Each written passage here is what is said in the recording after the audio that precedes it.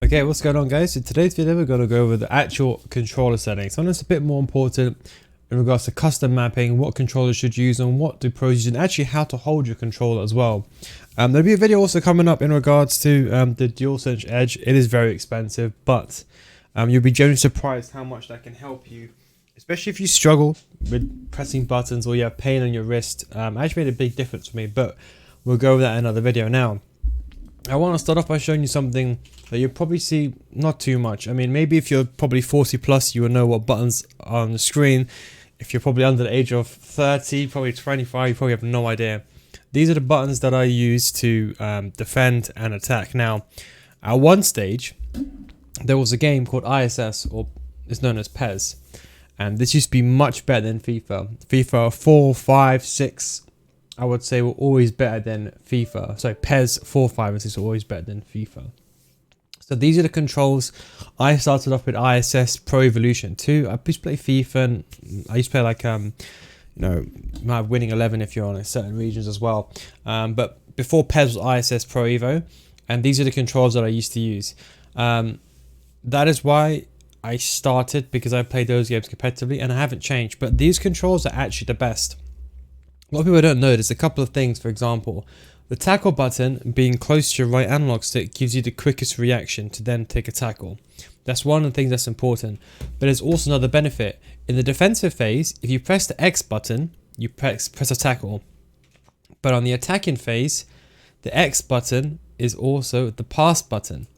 So what happens is sometimes if you're going to tackle the ball, the game sometimes just makes a pass straight away instead of tackling the ball. So instead of tackling the ball then making a pass, the game sometimes just makes a pass to your player. So there's these small benefits that you probably didn't know about, which I'm going to go through in this video and explain to you why I use controls. Maybe some controls that I should change that probably I'm just too used to playing for the last 20 years.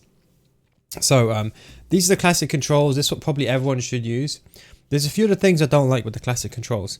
They've changed this around. I don't know when this was. Maybe this was FIFA 13. I'm not quite sure. But the shoot button, from my understanding, used to be square. Unless it was always alternate. I don't know. I never used default controls on FIFA. But the square is also more important. And the reason why I like the square button, this is also very important. The square button is actually closer to your right analog stick. So when you're taking a shot here, the square button is like this. So I like that because it allows you to take a shot quicker than going all the way. You may say, okay, no, you're only going to save half a second. But when you're time shooting, it does make a big difference. The next thing I wanted to show you now, I'm going to try to extend this, see if this actually works. Okay, you're going to see two of me. I don't think you want to. But anyway, I'm going to move this here. Now, if you look over here, you see this right analog stick. The reason why I do a fake shot like this, see square and X, is because I move my thumb and then I push my base of my thumb downwards. Because you see, doing a fake shot like this is actually much more difficult because you're basically moving your finger. I'm trying to see if I can try to draw this for you. But you see, when you do it like this, my tip of my thumb is on square and then I press like that. So it's like this motion here. And it's much easier for you to do a fake shot with that motion. So let's say you're inside the game, literally square and X, as opposed to circle and X, because then you have to hold your controller in an unnatural position and you got to move your hand as well, unless you do it like this. But when you do it like this, to get it very quickly, it can be unnatural. So these are just a few things. I suffer from very bad nerve damage. So these are actually some small things that I've actually found that helped me more. And when I changed back, it made it even worse, holding your hand in an unnatural position. We'll go over how to hold your controller as well. That's a few things as well. The only thing that I'd probably say is a weakness for me is, obviously back in the days, ISS R1 was the run button, or dash, what it was known as back in the day. You should be using R2. The reason why is this is like a gas pedal in your car. You could choose this to be 50%, 100%, 20%, like so 20%, 50, 100%. Whereas this is just 1 and 0, like a boolean. It's like on or off basically. So it's either you press it or you don't press it. So that is a weakness, because the problem with the R1 button being like that is you can't use analog sprint. Not that I think it's that useful. But I think if you're using, especially check my new way of defending, or not new way of defending, but I talk about a different way of jockeying. You can't use that method when you use the R1 button as sprint. So that's something just to bear in mind. I'm just too used to it now, and I just cannot change. And plus, I like to use the run and jockey like this. It feels more natural. And the reason why this is more effective as well is that... Actually, I'll go over that in a second. The left analog stick, if you're using D-pad, I used to use D-pad when I was a kid. You're limited. I know a lot of people, my uncle still play D-pad. I think my dad probably still plays it if he even does ever play a game.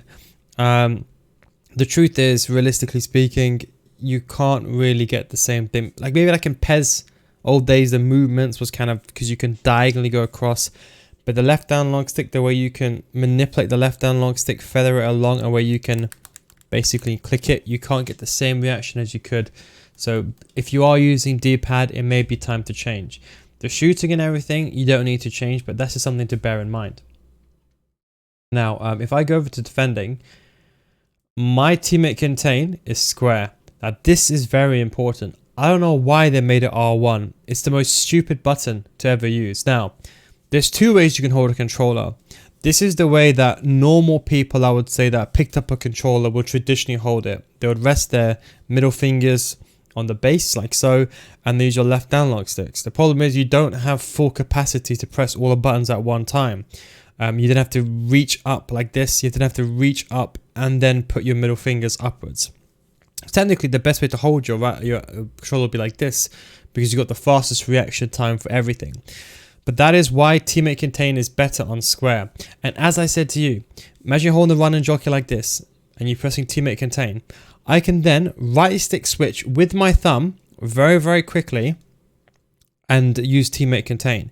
If you're using the R1 button as default, imagine trying to run, apply teammate contain, then you have to move your index finger up, then use teammate contain, then flick the right analog, then let go.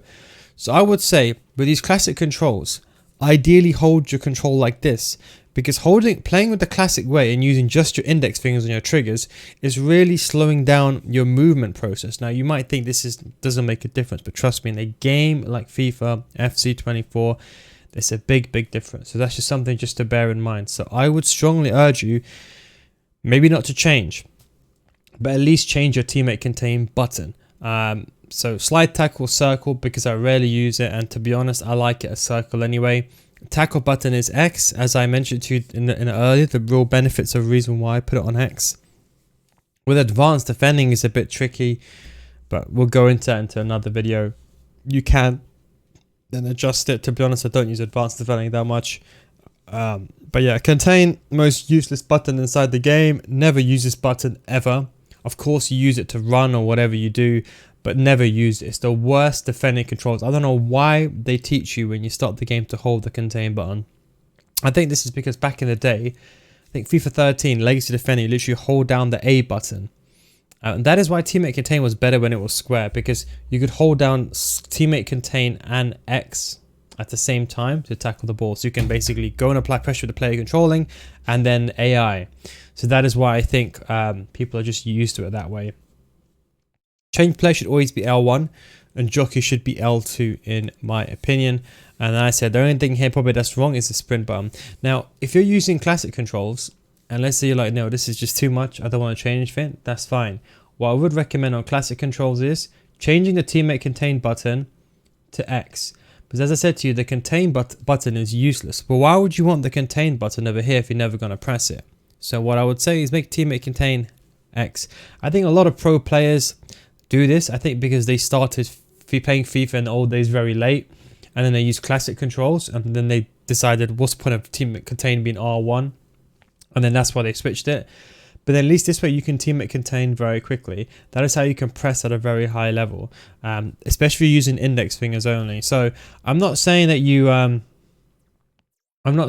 can't use your index fingers only, but ideally if you are going to be using classic, you want to be using all four. I just find this very uncomfortable, especially because I got nerve damage. I feel a lot of pain on my wrist, like uncontrollable pain. So I just don't really play that way, and I just feel like it's very uncomfortable because I got big hands. I think it's easy if you got small hands, but because look at my hand, basically as an example, that is how big my hand is compared to the controller. If that It gives you any indication. It's just very uncomfortable for me. I like the PS4 control, even though they're smaller, I like them better. Some people like the Xbox controllers because the left analog stick is over here, and they find it to be more natural, but I don't, because my thumb, maybe because I'm used to it. So some people like this controller better. I do believe in some games this controller is better. That is why you might see custom controls like Scuff and so on. But yeah, because this controller is, I don't really like doing this method, but this would be probably the most efficient method, because then you have all your fingers available for all the buttons, and yeah, the quickest reaction time. So let's say you're a kid now and you want to become a pro player. I would suggest you holding it like this. You have claw and all these other methods that you used to play for, like back in the day. Get GB, COD. I think GB's closed down now as of last month, but there used to be all these other different methods and so on. But that's just something. So I would say at least change the teammate contain button. I'm not saying you should change square and circle, but I think contrary to belief, everyone's saying classic is good. Classic is one of the worst in my opinion. And I think that is why a lot of ISS players, you know, when you play a FIFA tournament, you can just, well, FC tournament, you just know when someone's an ISS player. It's one of those things. And I generally believe as well that people that came from PES were much better players. Maybe that's because the way the game was. PES was harder as well than FIFA back in those days. But I do believe the controls as well, because it's a lot of people in PES, they used to manually defend with teammate contain. That is why I feel like teammate contain is not used. And I think when a lot of people that start to use teammate contain, they end up struggling.